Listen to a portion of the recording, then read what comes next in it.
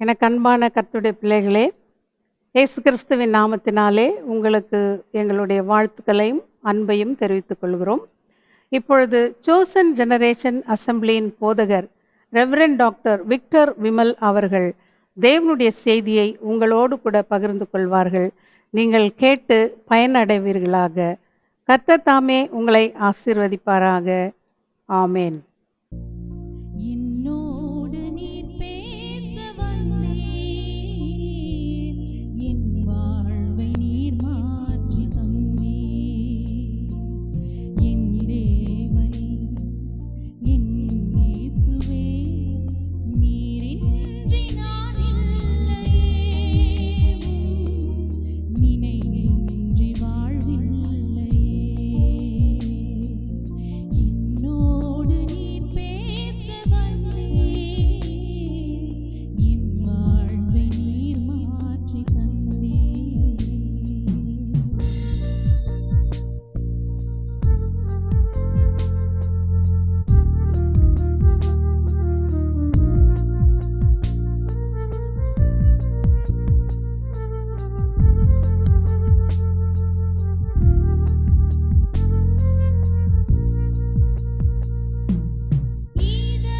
இதயதாகம் நீர், இருளின் தீபம்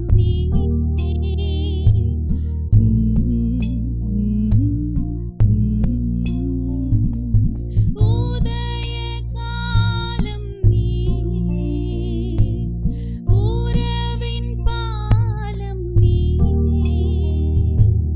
தள்ளாடினான், தடுமாறினேன், கண்மூடினான், வழிமாறினேன். தீராத துன்பங்களில் நீ தாயாகி தாலாட்டினீர். என்னோடு நீர் பேச வந்தீர், என் வாழ்வை நீ மாற்றுகின்றீர்.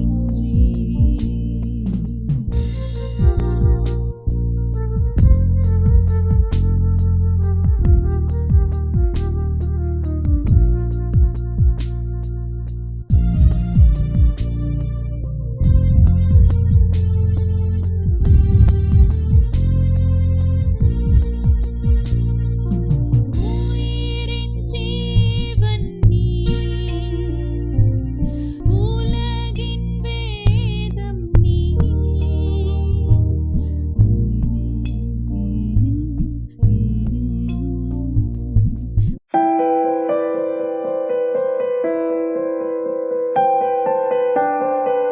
Praise the Lord. கர்த்தருடைய பரிசுத்த நாமத்திற்கு மகிமை உண்டாவதாக. இந்நாட்களிலும் கூட உங்களோடு பேசுகிறதற்கு ஒரு வாய்ப்பை தேவன் கட்டளையிட்டு இருக்கிறார். அதற்காக நான் தேவனை துதிக்கிறேன். இந்த நாளினுடைய செய்திக்கு ஆதாரமாக ஏசாயா தீர்க்கதரிசன புத்தகம் 45வது அதிகாரம் 3ஆம் வசனத்தை மையமாக வைத்து உங்களோடு கூட பேச விருப்பப்படுகிறேன். உன்னை பேர் சொல்லி அழைக்கிற இஸ்ரவேலின் தேவனாகிய கர்த்தர் நானே என்று நீ அறியும்படிக்கு. உன்னை பெயர் சொல்லி அழைத்த தேவன் என்ன சொல்லுகிறாராம்? இஸ்ரவேலின் தேவனாகிய கர்த்தர் என்று நீ அறியும்படிக்கு. அந்த நீ அறியும்படிக்கு என்கின்ற தலைப்பை இதற்கு நான் கொடுக்க விரும்புகிறேன். ஒவ்வொரு மனிதனும் நம்முடைய தேவனாகிய கர்த்தர் பெரியவர் என்கின்றதை அறிய வேண்டும். இன்றைய தினங்களிலே விசுவாசம் மக்கள் மத்தியில் காணப்படுகின்ற ஆதங்கங்கள், வேதனைகள், சலிப்பு, இதன் நிமித்தமாக அவர்கள் பேசுகிற வார்த்தைகள், இவைகளை அதிகமாக கேட்க முடிகிறது.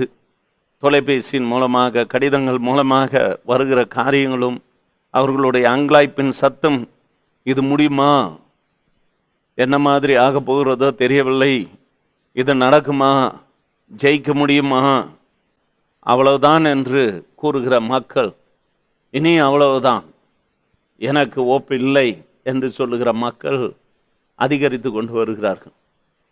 அவரை அறிகிற அறிவின்படியாக இன்னும் தெளிவுபடாமல் இருக்கிறோம். அறிந்திருக்கிறேன் என்று சொல்லியும் இன்னும் அறிந்து கொள்கிற விதமாக இன்னும் அறியவில்லை.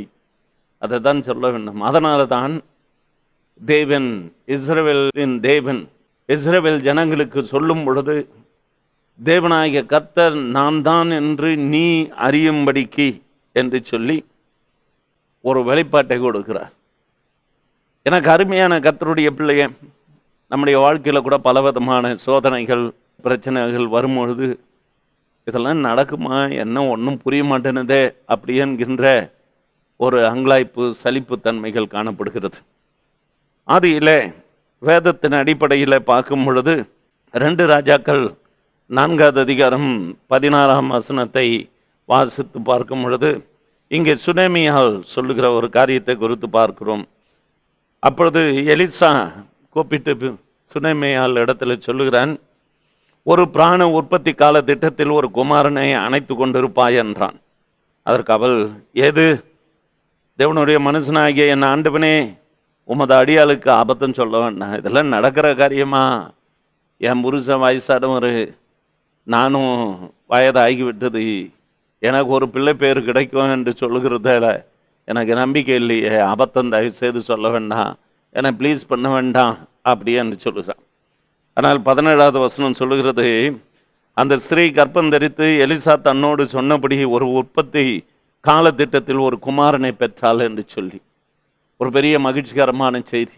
இது முடியுமா? முடியாதது தான். ஆனால் என் தேவனால எல்லாம் கூடும். எனவே அதனை நீ அறியும்படிக்காக உன் வாழ்க்கையிலும் கூட கர்த்தர் ஒரு பெரிய அதிசயத்தையும் அற்புதத்தையும் செய்ய வல்லவராக இருக்கிறார். இந்த செய்தியை கேட்டுக்கொண்டிருக்கிற கர்த்தருடைய பிள்ளையே, இஸ்ரவேலின் தேவனாகிய கர்த்தர் நானே என்று நீ அறியும்படிக்காக, இதை கேட்டுக்கொண்டிருக்கிற மற்றவர்களும் அறியும்படிக்காக, உன்னோடு தேவன் இருக்கிறார் என்று அறியும்படிக்காக தேவன் பெரிய காரியங்களை செய்வார்.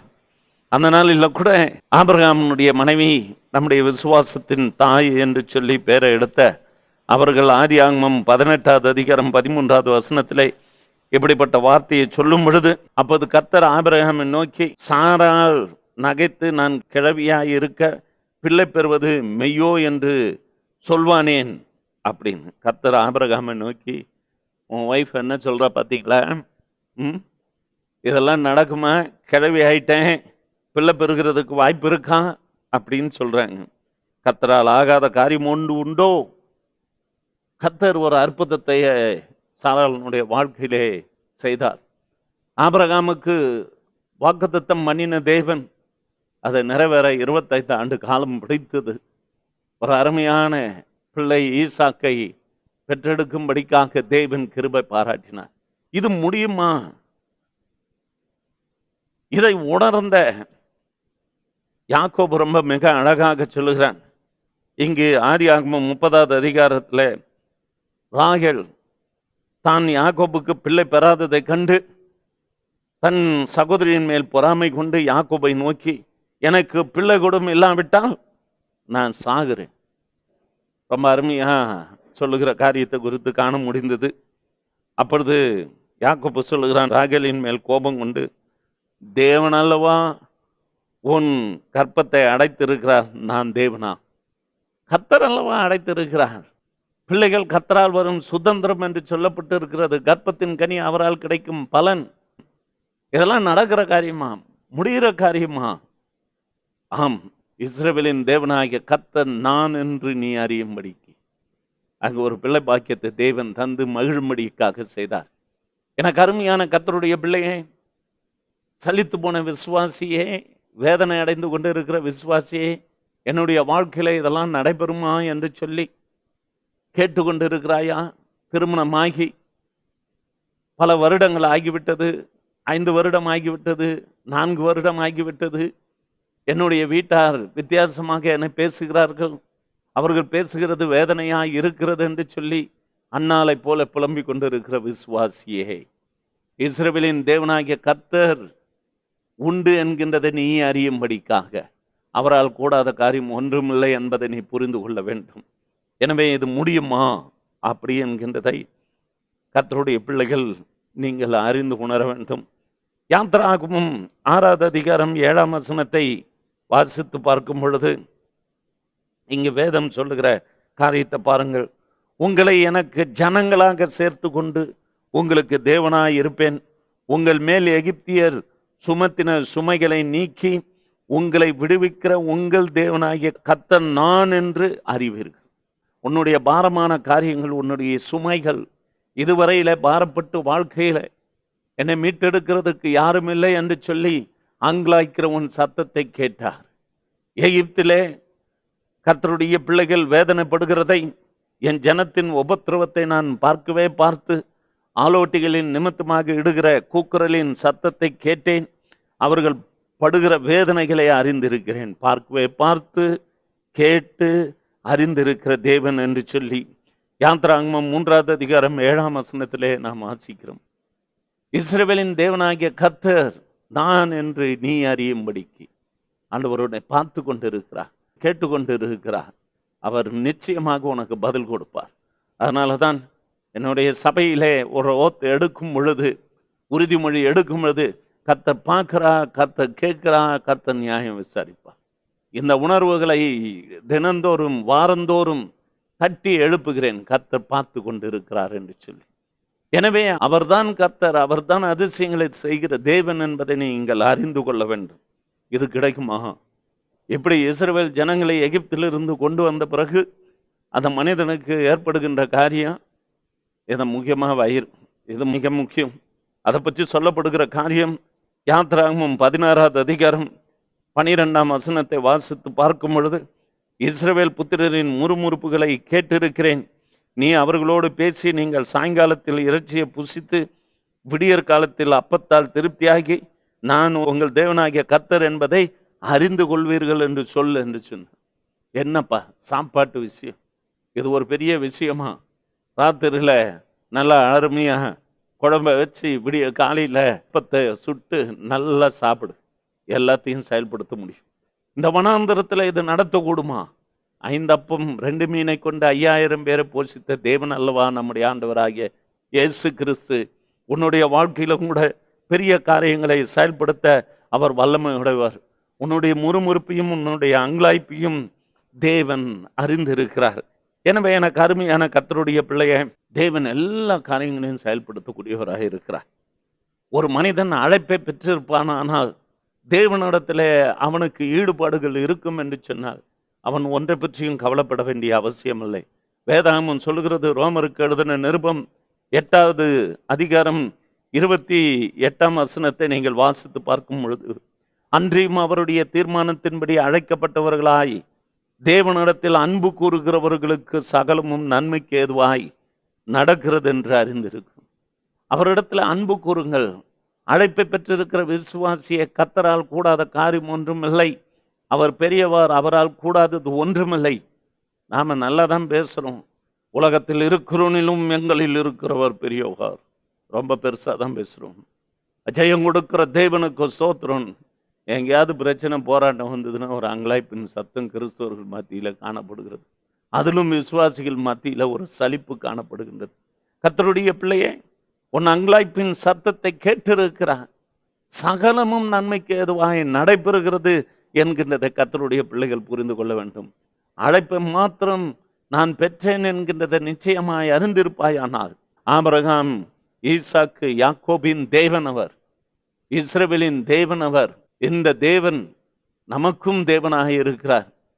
ஈசாக்கு விதைத்தான், அது 100 மடங்காக விளைய செய்தாராம். ஒரு பெரிய ஆச்சரியம். அயலானுடைய பொறாமைக்கு ஏதுவான காரியங்கள் அங்கு நடைபெறுகிறது. ஏற்கனவே இந்த பெலிஸ்தியரின் ராஜாவாகிய அபிமெலேக்கு நிமித்தமாக தன் தகப்பன் ஆபிரகாமுக்கு ஏற்பட்ட போராட்டங்களின்படியாக இவனுடைய வாழ்க்கையிலும் சில போராட்டம் பிரச்சனைகள் ஏற்பட்டு சோர்ந்து போனான். அந்த சூழ்நிலையில தான் இங்கு நாம் பார்க்கும் பொழுது ஆதியாகமம் 26வது அதிகாரம் 26, 27, 28 வாசிக்கும் பொழுது, அபிமெலேக்கும் அவன் சிநேகிதனாகிய அகுசாத்தும் அவன் சேனாபதியாகிய பீகோலும் கேராரிலிருந்து அவனிடத்திற்கு வந்தார்கள். அப்போது ஈசாக்கு அவர்களை நோக்கி, ஏன் என்னிடத்தில் வந்தீர்கள்? நீங்கள் என்னை பகைத்து என்னை உங்களிடத்தில் இராதபடிக்கு துரத்தி விட்டீர்களே என்றான். அதற்கு அவர்கள், நிச்சயமாக கர்த்தர் உம்மோடு கூட இருக்கிறார் என்று கண்டோம். ஆகையால் எங்களுக்கும் உமக்கும் ஒரு ஆணை ஏற்பாடு உண்டாக வேண்டும் என்று நாங்கள் நிர்ணயம் பண்ணினோம் என்று அவர்கள் சொல்லுகிறதை பார்க்கிறோம். இஸ்ரவேலின் தேவனாகிய கர்த்தர் நான் என்று ஈசாக்கை நீ அறியும்படிக்கு. இந்த பெயரை வைத்து கொண்டிருக்கிற ஈசாக்கை யாரா இருந்தாலும் சரி, கர்த்தருடைய பிள்ளைகளை துன்புறுத்துகிறவர்கள், எதிர்க்கிறவர்கள், உன்னை ஒடுக்கினவர்கள் எல்லாரும் உன்னிடத்துல பணிந்து குனிந்து வருகிற ஒரு காலம் இருக்கிறது. காரணம், வேதாகமம் சொல்லுகிறது, நீதிமொழியின் புத்தகம் 16வது அதிகாரம் 7ஆம் வசனம், ஒருவனுடைய வழிகள் கர்த்தருக்கு பிரியமாயிருந்தால் அவனுடைய சத்துருக்களும் அவனோடு சமாதானம் செய்யும்படிக்காக வருவார்கள் என்று சொல்லி. எனவே அவர்கள் ஒப்புரவு ஆகுவார்கள். கர்த்தர் உன் பட்சத்தில் இருக்கும் பொழுது உனக்கு எதிராளி யார்? தேவன் உன்னோடு கூட இருக்கிறார். தேவன் உன்னோடு கூட இருக்கிறார் என்கின்றதை மற்றவர்கள் அறியும்படிக்காக உன்னுடைய வாழ்க்கையில அதிசயங்கள், அற்புதங்களை தேவன் செய்ய விரும்புகிறதுனால விரும்பி பெரிய காரியங்களை செய்யும்படி அவர் செயல்படுத்தும் பொழுது என் தேவன் என்னோடு கூட இருக்கிறார் என்று நீ அறியும்படிக்கு. இந்த செய்தியை கேட்டுக்கொண்டு இருக்கிறவர்களுடைய வாழ்வில் ஒரு மறுமலர்ச்சியை உண்டு பண்ணுகிறதற்கு தேவன் சித்தம் கொண்டு இருக்கிறார் என்கின்றதை கர்த்தருடைய பிள்ளைகள் புரிந்து கொள்ள வேண்டும். அதே போன்று கால்நடை மிருக ஜீவன்களுக்கு இதெல்லாம் சாத்தியமாகுமா, முடியுமா, இதெல்லாம் நான் நம்ப முடியவில்லையே என்கின்ற சூழ்நிலைகள் இருக்கிற பட்சத்திலும் கூட கர்த்தர் அதிசயங்களை செய்கிற தேவன். ஒரு நாள் இங்க யோசபாத் ராஜாவும் இஸ்ரவேலின் ராஜாவாகிய யோராமும் எலிசாவின் இடத்துல வருகிற ஒரு காரியத்தை குறித்து பார்க்கிறோம். அங்கு வந்து பார்த்த உடனே இங்கு சொல்லப்படுகின்ற காரியங்கள், மோவாபியரை ஒப்பு கொடுக்க முடியுமா?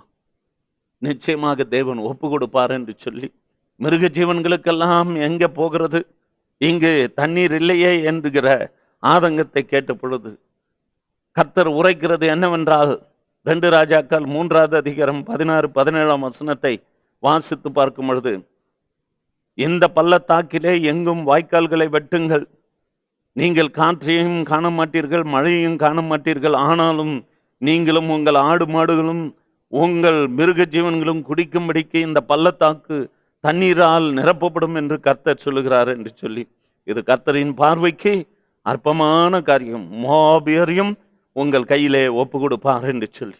எனவே எனக்கு அருமையான கர்த்தருடைய பிள்ளையா, இதெல்லாம் நடக்குமா? பாசிபிலிட்டி இருக்கா? இதுதான் பள்ளத்தாக்காச்சு, இதுல போய் ஒரு வாய்க்காலை வெட்டணும்னு சொல்றாரு. அவர் செய்கிறது உனக்கு என்னதென்று புரியாது. அவர் செய்கிறதெல்லாம் ஒழுங்கு கிரமமாக செய்வார். பள்ளத்தாக்கு ஏற்கனவே தான் அது பள்ளமாக இருக்கிறதுல இதுல வேற ஒரு வாய்க்காலை வேற வெட்டணுமா? உன் அறிவுக்கு அங்கு இடமில்லை. அற்புதங்களை செய்கிற தேவன், இஸ்ரவேலின் தேவனாகிய கர்த்தர் நான் தான் என்று நீ அறியும்படிக்காக உன்னுடைய வாழ்க்கையிலே, உன்னுடைய அறிவு திறனுக்கு அப்பாற்பட்ட பெரிய காரியங்களை உன்னுடைய வாழ்க்கையிலே தேவன் செயல்படுத்த சித்தம் கொண்டிருக்கிறார். ஆனால் அவர் என்ன செய்க சொல்லுகிறாரோ அதன்படி நீங்கள் செய்வீர்களானால் அற்புதத்தை காண முடியும். ஒரு வாய்க்கால் வெட்டப்பட்டதுக்கு காரணம் என்ன என்று சொல்லி பார்க்கும் பொழுது, அந்த ராஜாக்களிடத்துல காணப்படுகின்ற ஒட்டகமும் குதிரைகளும் கழுதைகளும் இவைகள் எல்லாவற்றுக்கும் நீர் ஆகாரம் கொடுக்கும்படிக்காக ஒரு வாய்க்கால்களை வெட்டி விடுவார்களானால் அந்த தண்ணீர் வருமானால் வருஷ கிரமமாக, ஒழுங்கு கிரமமாக அவைகள் இந்த பக்கத்திலும் அந்த பக்கத்திலும் நின்று கொண்டு தண்ணீரை குடிக்க ஏதுவாக இருக்கும் என்கின்ற அந்த ஒழுங்கு அங்கு தேவன் செய்கிறதற்கு தீர்மானித்து தான் அந்த கால்வாயை வெட்டும்படிக்காக செய்திருக்கிறார். எனவே எனக்கு அருமையான கர்த்தருடைய பிள்ளையே, தேவன் பெரிய காரியங்களை செய்வார். சத்துருக்களின் போராட்டம் இப்பொழுது எங்கு பார்த்தாலும் சூனிய மந்திர கட்டுகள் என்று சொல்லுகிறார்கள். எனக்கு ஒன்றுமே புரியாத ஒரு காரியமாக இருக்கிறது. ஏனென்று சொன்னால் ஒரு பயமுறுத்தலான ஒரு காரியங்கள் தானே இந்த நாட்களிலே இருந்து கொண்டு இருக்கிறது. ஒரு ஊழியக்காரன் சொல்லும் பொழுது எப்படி சொல்ல வேண்டும் என்று சொன்னால், we are the ambassador of Christ என்று சொல்லி ஆணித்தரமாக பேசுகிறவர்கள் அநேக மக்களுடைய கட்டுகளையும் போராட்டங்களையும் அவிக்கக்கூடியவர்களாக காணப்பட வேண்டும்.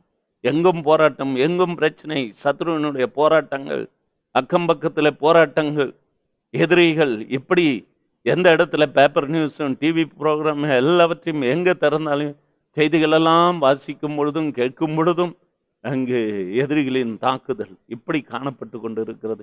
எனவே எனக்கு அருமையான கர்த்தருடைய பிள்ளைகளே, இவைகளை ஜெயிக்க முடியுமா என்று அந்த நாட்களிலே ஆசா கேட்டார். அது மாத்திரம் கிடையாது, யோசபாத் ராஜா சொல்லும் பொழுது 2 நாளாகமும் 20வது அதிகாரம் 12ஆம் வசனத்தை வாசித்து பார்க்கும் பொழுது அவன் சொல்லுகிறான், இந்த திரளான கூட்டத்துக்கு முன்பாக நிற்க திராணி இல்லை, பலன் இல்லை. ஆண்டவரே, நாங்கள் செய்ய வேண்டியது என்னதென்று எங்களுக்கு தெரியவில்லை. ஆகையால் எங்கள் கண்கள் உம்மையை நோக்கி கொண்டிருக்கிறது. எனவே எனக்கு அருமையான கர்த்தருடைய பிள்ளையே, அம்மோன் புத்திரரையும் மோவாபியரும் சேர் மலதேசத்தாரையும் அவர்களை வீழ்த்தி வெற்றி வாகை சூடி ஜெயிக்க முடியுமா என்கின்ற கேள்விக்கு ஜெயத்தை தேவன் தருவார் என்று சொல்லி ஜெயித்து காட்டின தேவன். இதற்கு ஆதாரங்கள் சரித்திரபூர்வமாகவும் இந்த வேதாகமத்திலும் இடம்பெற்று இருக்கிறது நாம் பார்க்கிறோம். அது மாத்திரமல்லாதபடிக்கு 2 நாளாகமும் 14வது அதிகாரம் 11ஆம் வசனம் சொல்லுகிறது, ஆசா தன் தேவனாகிய கர்த்தரை நோக்கி கூப்பிட்டு, கர்த்தாவே, பலனுள்ளவனுக்காகிலும் பலனற்றவனுக்காகிலும் உதவி செய்கிறது உமக்கு லேசான காரியம். எங்கள் தேவனாகிய கர்த்தாவே, எங்களுக்கு துணை நில்லும். உம்மை சார்ந்து உம்முடைய நாமத்தினாலே ஏராளமான இந்த கூட்டத்துக்கு எதிராக வந்தோம். கர்த்தாவே, நீர் எங்கள் தேவன், மனுஷர் உம்மை மேற்கொள்ள விடாதேயும் என்று சொல்கிறார். எனவே எனக்கு அருமையான கர்த்தருடைய பிள்ளை, நீ யாராக இருந்தாலும் சரி, பலத்தினாலும் அல்ல, பராக்கிரமத்தினாலும் அல்ல, எல்லாம் தேவனுடைய ஆவியினால் ஆகும். சகரியா 4வது அதிகாரம் 6ஆம் வசனம், யாத்திராகமம் 14வது அதிகாரம் 14ஆம் வசனம், யுத்தம் கர்த்தருடையது. நாம் சும்மா இருந்து வேடிக்கை பார்ப்போம். கர்த்தர் நமக்காக வழக்காடுவார், நமக்காக யுத்தம் செய்வார். நான் தான் கர்த்தர் என்று நீ அறியும்படிக்காக. உன்னுடைய வாழ்க்கையில சோதனைகள் இருக்கலாம், வேதனைகள் இருக்கலாம். வடக்கே கொடு, தெற்கே வைத்திராது என்று சொல்லுகிற தேவன், சாரிபாத் விதவையை போஷித்த தேவன், அந்த பஞ்ச காலம் தீரும் மட்டும் கர்த்தர் ஊழியக்காரனையும் போஷித்தார். அந்த ஊழியக்காரனை கனப்படுத்தின அந்த சாரிபாத் விதவியையும் போஷித்தார். அவர்களுடைய குழந்தைகளையும் மீட்டெடுத்ததாக நாம் பார்க்கிறோம். இதெல்லாம் முடியுமா? 1 ராஜாக்கள் 17வது அதிகாரம் 24வது வசனத்தை வாசித்து பார்க்கும் பொழுது, சாரிபாத் விதவை எலியாவை நோக்கி, நீ தேவனுடைய மனுஷன், உம்முடைய வாயிலிருந்து பிறக்கும் கர்த்தருடைய வார்த்தை உண்மை என்று இதனாலே நான் அறிந்திருக்கிறேன். என் பிள்ளையை மறுபடியுமாக உயிரோடு எழுப்பி தந்தமைக்காக நன்றி. ஆம், எனக்கு அருமையான கர்த்தருடைய பிள்ளையை, ஒவ்வொருவருடைய வாழ்விலும் தேவன் செய்யக்கூடாத அதிசயம் ஒன்றுமில்லை. ஒவ்வொரு மனிதனுடைய தனிப்பட்ட வாழ்வில பெரிய அதிசயங்களை செய்திருக்கிறார். எனவே எனக்கு அருமையான கர்த்தருடைய பிள்ளையை, நின்று கொண்டிருக்கிற என்னுடைய வாழ்விலும் கூட மரணத்துக்காக போராடி ஜீவனை விட்டு மறுபடியுமாக திரும்பி வரத்தக்கதாக கர்த்தர் கிருபை பாராட்டி இருக்கிறார். எத்தனை காரியங்கள், எத்தனை அதிசயங்கள்! என் தேவன் அவருக்காக உழைக்கும்படிக்காக ஜீவனையும் சுகத்தையும் பலத்தையும் தந்திருக்கிறதை அநேக சாட்சிகளை என்னுடைய வாழ்க்கையிலே நான் கண்டிருக்கிறேன். ஏனென்றால் அவரால் கூடாத காரியம் ஒன்றுமில்லை. அவர் இஸ்ரவேலின் தேவனாகிய கர்த்தர் என்று நீ அறியும்படிக்காக என்று சொல்லப்படுகிற வார்த்தையின்படியாக கர்த்தர் பெரிய காரியங்களை செயல்படுத்தக்கூடியவராக இருக்கிறார். எனவே எனக்கு அருமையான கர்த்தருடைய பிள்ளையே, இது முடியுமா? இது நடக்குமா? இதை நடத்தி காட்டுவார். இது உயிரோடு எழுப்பப்பட முடியுமா? எழுப்பப்பட முடியும். அழைப்பை பெற்றிருக்கிறவர்கள், தெரிந்து கொள்ளப்பட்டவர்களாய் நீங்கள் இருப்பீர்களானால் நிச்சயமாக உங்களுக்காக எல்லாவற்றையும் தேவன் செய்து முடிப்பார். இஸ்ரவேலின் தேவனாகிய கர்த்தர் நான் தான் என்று நீங்கள் அறியும்படிக்காக உங்களுடைய வாழ்க்கையிலே தேவன் பெரிய காரியங்களை செயல்படுத்தக்கூடியவராக இருக்கிறார். சோர்ந்து போக வேண்டாம். கர்த்தர் உங்களுக்காக வழக்காடுவார், உங்களுக்காக யுத்தம் பண்ணுவார். நாம் கண்களை மூடி ஜெபம் பண்ணுவோம். இஸ்ரவேலின் தேவனாகிய கர்த்தாவே, உம்மை நன்றியோடு ஸ்தோத்திரிக்கிறோம். நேற்றும் இன்றும் என்றும் மாறாத தேவனே, இது நடக்குமா? இது முடியுமா? இது கிடைக்குமா? ஜெயிக்க முடியுமா என்கிற எல்லா கேள்விகளுக்கும் வேதத்தில் அநேக மக்களுக்கு அதிசயங்களையும் அற்புதங்களையும் செய்த தேவன். கானா ஒரு கல்யாணத்திலும் கூட அதிசயங்களை செய்த தேவன். அப்படிப்பட்ட ஒரு அற்புதத்தை தேவன் செய்ய முடியுமா? கர்த்தர் செய்வார். அவர் அதிசயத்தின் தேவன். உன்னுடைய நாமம் என்னவென்றால் என்னுடைய நாமம் அதிசயம் என்று சொன்ன ஆண்டவர் உன்னுடைய வாழ்க்கையிலும் அதிசயத்தை காணும்படிக்காக செய்வார். நல்ல தேவனாகிய கர்த்தாவே, இந்த சத்தியத்தை கேட்டுக்கொண்டிருக்கிற பிள்ளைகள் மத்தியிலே நீர் என்ன செய்ய சித்தம் கொண்டு இருக்கிறீர் என்கின்றதை, ஆமென், அநேகருடைய அங்கலாய்ப்பின் சத்தம், வன்கண்கள், எரிச்சல், போராட்டம், நான் வாழ்க்கையிலே முன்னேற முடியாதபடிக்கு தடைகள், நான் வீட்டை கட்ட வேண்டும் என்று சொல்லி நினைத்து ஏதோ வீட்டுக்கு அருகாமையிலே ஒரு குடிசை போட்டு நான் இருந்து கொண்டிருக்கிறேன். ஆனாலும் கூட பேஸ்மெண்ட் போட்ட லெவல்லையே நின்று கொண்டு இருக்கிறது, அதை முடியவில்லையே என்று சொல்லி அங்கலாய்க்கிற உன்னுடைய சத்தத்தை தேவன் கேட்டுக்கொண்டு இருக்கிறார். நான் காண்கிற காட்சியை தான் உங்களுக்கு நான் தரிசனத்தை கண்டதை அப்படியே நான் சொல்லி வருகிறேன். இதோ உன்னுடைய வாழ்க்கையில் இந்த காரியத்தை செய்வார். பிள்ளை பெறாத மலடியே என்று சொல்லி ஏதோ ஓராண்டு காலம்தான் ஆகி இருக்கிறது என்று சொல்லுகிற உன்னுடைய வாழ்க்கையில நீ சோர்ந்து போகாத. உன்னை வேதனைப்படுத்தி இருக்கிறார்களா? கலை செல்வி, உன்னுடைய வாழ்க்கையில ஒரு மாற்றத்தை தேவன் நிச்சயமாக தருவார். உன் புருஷன் வீட்டார் எப்படி உன்னை விரட்டினார்களோ அப்படியே உன்னை மறுபடியுமாக திரும்ப அழைத்து கொண்டு போவார்கள். இது சத்தியம். தேவன் கூடிய விரைவிலே இந்த செய்தியை கேட்டுக்கொண்டு இருக்கிற உன்னுடைய வாழ்க்கையில ஒரு மறுமலர்ச்சியை தேவன் நிச்சயமாக செய்வார். நன்றி ஆண்டவரே. ஆவியானவரை நீர் இறங்கி உம்முடைய பிள்ளைகளோடு கூட இடைப்பட வேணுமா ஜெபிக்கிறேன். ஒரு லேண்டை பார்க்கிறேன். அந்த லேண்டில் இருக்கக்கூடிய டிஸ்பியூட்டை நான் பார்த்து கொண்டு இருக்கிறேன். இந்த லேண்டில் ஒரு கிணறு மைய பகுதியில் இருந்து கொண்டு இருக்கிறது. இது நிமித்தமாக சில போராட்டங்களை பார்த்து கொண்டு இருக்கிறேன். இவர்களுக்கும் அவர்களுக்கும் தண்ணி போதாதபடிக்கு இருக்கிறதுனாலும் அதனால் இது எனக்குரியது உனக்குரியது என்கின்ற அந்த டிஸ்பியூட்டுக்காக கோர்ட்டுக்கு போய் கொண்டிருக்கிற உன்னுடைய வாழ்க்கையில ஏதோ தேவன் ஒரு வெற்றியை தரக்கூடியவராக இருக்கிறார்.